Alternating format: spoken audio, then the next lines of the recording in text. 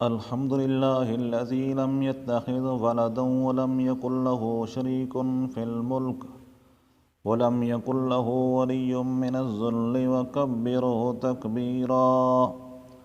أما بعد فأعوذ بالله من الشيطان الرجيم. بسم الله الرحمن الرحيم. وقالت اليهود ليست النصارى على شيء وقالت النصارى ليست اليهود على شيء وهم يتلون الكتاب. صدق الله العظيم.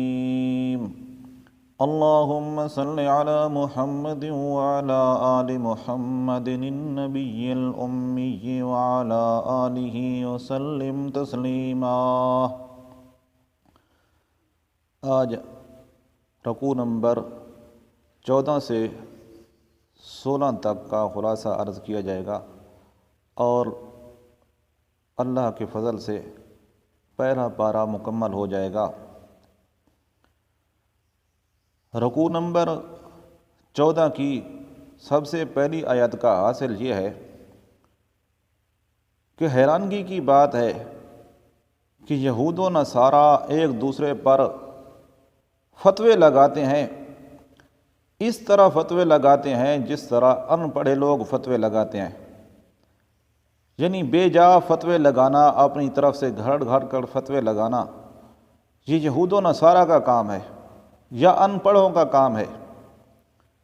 تو اس سے یہ مسئلہ سمجھ آ گیا کہ فتویٰ تحقیق کے بغیر نہیں لگانا چاہیے. تحقیق کے بغیر فتویٰ لگانا یہ ان پڑھوں کا کام ہے، یہ یہود و نصارہ کا کام ہے، جس کو دوسرے لفظوں میں کہا جائے کہ پڑھے لکھے جاہل. تو فتویٰ تحقیق کے ساتھ لگانا چاہیے، دلائل کے ساتھ لگانا چاہیے. بے جا فتوے لگانا یہ قرآن و سنت کا پسندیدہ نظریہ نہیں ہے. اور دوسری آیت کا حاصل یہ ہے کہ من اظلم ممن منع مساجد اللہ، اس سے بڑا ظالم کون ہے جو اللہ رب العزت کی مساجد سے روکے. کیا مقصد کہ یہود و نصارہ ایک تو ان پڑھوں کی طرح فتوے لگاتے ہیں، دوسرا مسجد میں خالص توحید بیان کرنے نہیں دیتے، مسجد میں غیر اللہ کی پکاریں کرتے ہیں، پیروں کی پوجا کرتے ہیں، نبیوں ولیوں کی پوجا کرتے ہیں، اللہ رب العزت کی پکار کرنے نہیں دیتے، خالص توحید والا مسئلہ بیان نہیں کرنے دیتے.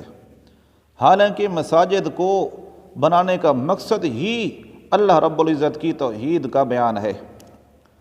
جیسا کہ 29ویں پارہ میں فرمایا وَأَنَّ الْمَسَاجِدَ لِلَّهِ فَلَا تَدْعُوا مَعَ اللَّهِ أَحَدًا، کہ مساجد تو اللہ رب العزت کے لیے بنائی جاتی ہیں، لہٰذا اللہ رب العزت کے ساتھ کسی کو مت پکارو. تو جو آدمی اللہ کریم کی توحید سے منع کرے مسجد میں، تو اس کی بھی عادت یہود و نصارہ والی ہے. بڑے بڑے اپنے آپ کو مسلمان کہلوانے والے جب مسئلہ توحید بیان کیا جاتا ہے تو وہ بھی غصہ سے بھر جاتے ہیں اور مولوی صاحب پر اعتراضات کی بارش برسا دیتے ہیں. مسئلہ توحید بیان کرنا یہ پیغمبروں کی شان ہے، پیغمبروں کا مشن ہے مسئلہ توحید کا بیان. اور جو برداشت نہ کرے تو سمجھ لو کہ یہودیت اور عیسائیت والے جراثیم اور وائرس اس میں گھر کر چکے ہیں. اور آگے فرمایا کہ جس وقت یہودیوں کو اور عیسائیوں کو کہا جائے کہ اللہ کو پکارو تو کہتے ہیں ہم کہاں اللہ کو پکارے. اللہ کریم نے فرمایا وَلِلَّهِ الْمَشْرِقُ وَالْمَغْرِبُ فَأَيْنَمَا تُوَلُّوا فَثَمَّ وَجْهُ اللَّهِ، کہ جہاں بھی اللہ کو پکارو اللہ کی ذات ہر جگہ موجود ہے. مسجد میں پکارو تب بھی سنتی ہے، اللہ رب العزت مسجد میں بھی سننے والا، مسجد سے باہر پکارو تب بھی سننے والا، ہر جگہ اللہ رب العزت کو پکارا کرو.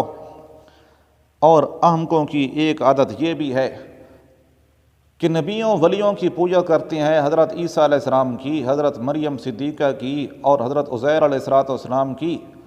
اور جب کہا جائے کہ تم ان کو نہ پوجو تو وہ کہتے ہیں ہم اس لیے پوجتے ہیں کہ یہ اللہ کے نائب ہیں.